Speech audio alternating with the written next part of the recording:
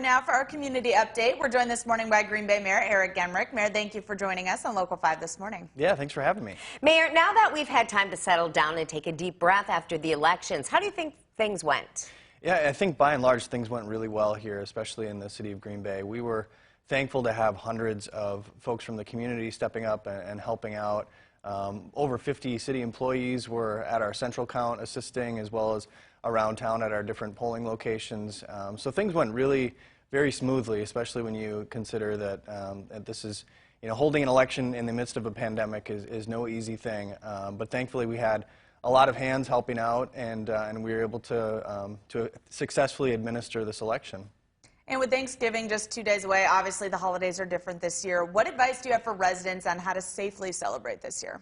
Yeah, I think a lot of us are celebrating in a different way this time around. I would just emphasize the importance of celebrating with your household, with your immediate family. I think that's the best way for us to relieve that stress that our healthcare workers are feeling. Area hospitals are at capacity or very close to it. So would just encourage everyone to celebrate in a little bit of a different way, staying close to those who are in the household and avoiding those big social gatherings with extended family. The 2021 city budget was just approved by the council. Part of that includes a tax hike. How much more can residents expect to pay, and how will that help the city rebound from the pandemic? Yeah, I mean, it's really a pretty modest increase when you put things into context. So for someone who owns a $150,000 home, it's about a dime a day extra. For someone with a $300,000 home, obviously twice that, so 20 cents a day increase. And what that allows us to do is to fund 2 additional police officer positions, an additional firefighter.